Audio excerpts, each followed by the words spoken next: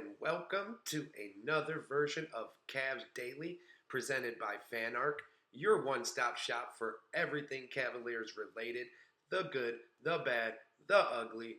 I'm your host, Paul Williams, the authority when it comes to Cleveland Cavaliers basketball. And today we are going to be breaking down, obviously, all things Cavaliers, but mainly talking about some of the biggest competition the Cavs will face this year in the Eastern Conference. And with that, some player comparisons as far as some of the Cavs' top players and some of the other top players out in the Eastern Conference. So, with that, let's get to the first topic of the day, which is the first comparison of the day. Donovan Mitchell versus Jalen Brunson. It's been a hot button comparison and topic for a few years now, really ever since Brunson and Mitchell both came east, ended up on the Knicks and the Cavs respectively. Uh, it's just grown tighter and tighter and become more of a tough discussion because there's detractors and there's positives for each guy, and I could see the argument, I guess, for each guy. Some people might say I'm a bit biased, being a Donovan Mitchell and Cleveland Cavaliers fan, but if I was just honestly calling it like I see it with no bias attached at all, I would truthfully say that I take Donovan Mitchell 10 times out of 10 over Jalen Brunson. Donovan is just a more efficient overall player. He doesn't need the ball in his hands nearly as much as Brunson does. He doesn't have the ball in his hands nearly as much as Brunson does.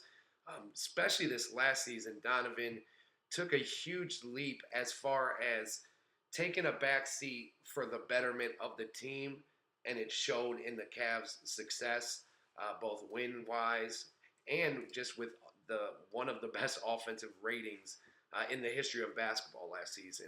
So I do like Donovan Mitchell better. I've seen them, depending on the ranking system or the outlet doing the rankings, they always seem to be right next to each other or a spot or two off. And in the most recent NBA.com Eastern Conference player rankings, they had Jalen Brunson at 2 and Donovan Mitchell at 3, and that's really what kind of caught my eye and got me thinking about doing a little breakdown of that assessment because I just couldn't agree with that at all. Just a little background on both players. Donovan Mitchell has played 8 years now to Jalen Brunson's 7. Mitchell has made it to the playoffs all 8 years of his career. Brunson has made it 5. Mitchell has been a much more relied upon player from the very start of his career, while Brunson came off the bench, was way, way behind Luka Doncic early on in his career for the Dallas Mavericks. And until Luka had an injury problem in the playoffs, I think 5 seasons ago, Jalen Brunson really never had a chance to truly shine, and he was just an interesting bench piece. Once the Knicks brought him over and kind of gave him the keys to the team, he obviously flourished and really showed what he was capable of. But I don't know. I don't love his game. He has the ball in his hands. It seems like every second he's on the court, and he's the type of player that he just doesn't add value when he's not dribbling the ball or shooting the ball. Defensively, he's a definite liability, and while Donovan Mitchell might not be all defensive team level, he is a better defender than Brunson, and he is an liability on defense, especially when he's engaged and locked in. Stats-wise, Donovan did give up some of his scoring load last season for the betterment of the team, but he still put up 25 points, 5 assists, and 5 rebounds a game last season. Brunson put up 26.8 points a game, 7 assists, and 2 rebounds. Defensively, Donovan averages more steals, about a point 0.8. He averages about point 0.8 more steals per game than Jalen Brunson, as he is definitely more active on that side of the ball. Both players have made two All NBA second teams, but Donovan Mitchell is a reigning All NBA first team player, while Jalen Brunson has never made the first team All NBA when the regular season concluded and they came out with those rewards. As far as All Star games go, they both have played in 6 All Star games. Donovan Mitchell, oh, I'm sorry, they have not both played in 6 All Star games. What am I talking about? Donovan Mitchell has played in 6 All Star games. Jalen Brunson has only played in 2. Donovan Mitchell has started more All Star games than Jalen Brunson has even played in. And yeah, I don't know. I feel like Donovan Mitchell is just overall a more well-rounded player to me in my eyes. And if I was choosing between the two, he would definitely be the one that I would take. Would love to hear your opinion. If you think I'm crazy, if you think I'm being biased, please let me know. But that's just my honest opinion. I do think Donovan Mitchell is a better ball player. No disrespect to Brunson, who is also a very good player, obviously. Now, let's switch it up a little bit and talk about a couple young big men that are up and coming in the league and that are looked at as, if not the top two of the top big men in the or young big men in the league at the moment, and that's Paolo Banchero from the Orlando Magic and Evan Mobley from your Cleveland Cavaliers. Mobley has played 4 seasons now to Paolo's 3. Banchero was the number 1 overall pick in his draft, while Mobley, thank goodness, fell to 3 to the Cavs in his draft. They both have made the All-Star game 1 time. Banchero has no All-NBA team honors, while Mobley did make the second team last year. As far as stats goes, they're different type of players, so they're going to have different type of stats. Banchero is going to score more points. He averaged over 25 points a game, 25.8 last season, but that was on 20 shots per game. Mobley only averaged 19, but only shot 12 shots per game. Mobley shot 56 from the field, 56% from the field, while Banchero shot 45% from the field.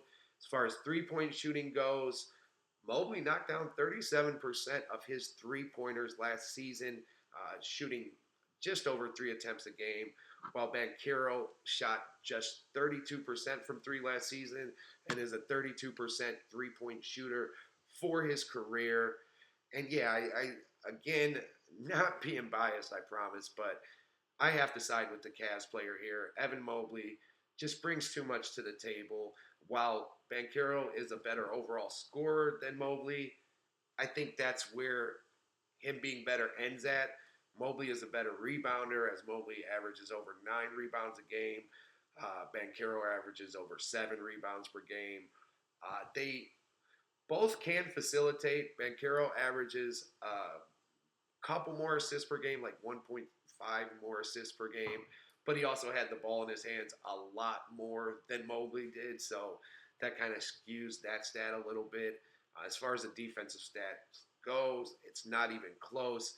Mobley averages nearly 2 blocks and 2 steals a game, almost some 3 blocks a game, while Banchero is just not that defensive presence in the same way. Banchero never made an all-defensive team. Evan Mobley has made 2 and is obviously also the reigning defensive player of the year. So, yeah, when you encompass everything into analyzing those 2 guys, I just don't see how Evan Mobley doesn't come on top at the moment with his diversified portfolio as far as what he can do on the court and for his team. So I'm taking Mobley and I'm taking Mitchell.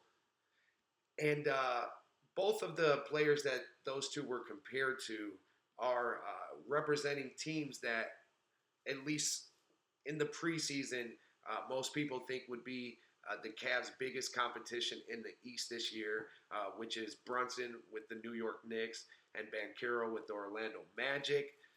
I personally agree with the Knicks side of that, but I don't know. I don't believe in the Magic like some people do. And while I know they have some young talent and they made a trade for Desmond Bain this season, I just don't. I don't know. I don't see them as a true elite team in the Eastern Conference right now. I think there's only two of those. I think the Magic are closer to the, I guess, 6, 7, 8 type area of the Eastern Conference rather than the top two seeds of the East. I could see the Magic finishing, I guess, as high as the third or fourth seed if everything does break right. But I could also see them finishing like they did last year in the play-in and having to go on the road in the first round as the seventh or eighth seed. So I think the biggest competition outside of the Knicks in the Eastern Conference for the Cavs, after really thinking it through, is the Atlanta Hawks and the Milwaukee Bucks. While most pundits do have the Magic ahead of those teams, I just think the Hawks are more well balanced and they have the size and length and defense to give the top teams problems. And then the Bucks, just anytime you have Giannis Antetokounmpo on your team, you're going to have a chance to win and to contend. And you add some wily vets around Giannis, like Miles Turner, and I just think that they will surprise a lot of people this year. And I see them finishing as the top 5 seed. And even if the Magic finish with a higher seed than the Bucks, I still would feel better facing the Magic in the playoffs as a Cavs fan opposed to facing the Bucks. So that's probably why I say that I have them over the Magic. Maybe not as far as having a better regular season record. I think that could go either way. But in regard to who I'd rather face, who I'd be more comfortable and confident facing in a playoff series, I would definitely rather face the Magic at this point in time. So that's kind of where I'm at with that. And to wrap things up today, we are just touching in on a few Cavalier notes that have come up in the past day or two. There was a very promising video released recently of Darius Garland working out in his New Balance gym, looking really, really good. I did not think he'd be moving around the way he is already. And if that video is confirmed from the last couple of days and not from a couple months back, that's a huge, huge sign and very encouraging for the Cavaliers as he looked great.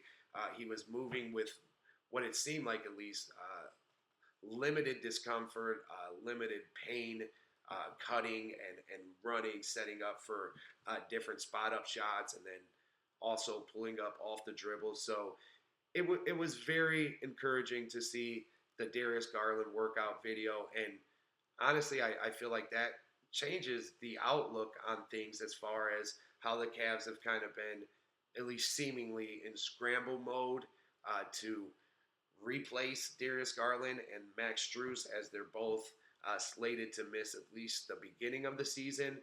But if Darius Garland is looking anything like he did on this tape, I could see him back by Halloween, and if not, at the latest, before Thanksgiving.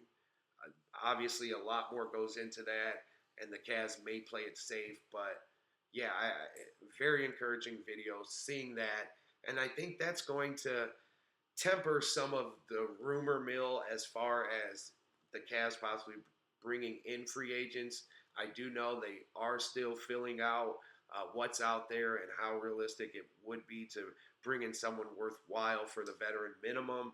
But the Darius Garland news was great, and it also came along with an updated Evan Mobley video where he's looking stronger than he ever has in his NBA career. And some of the post moves that he presented on these videos were moves that you just didn't see from him consistently in years past. So that was also exciting to see.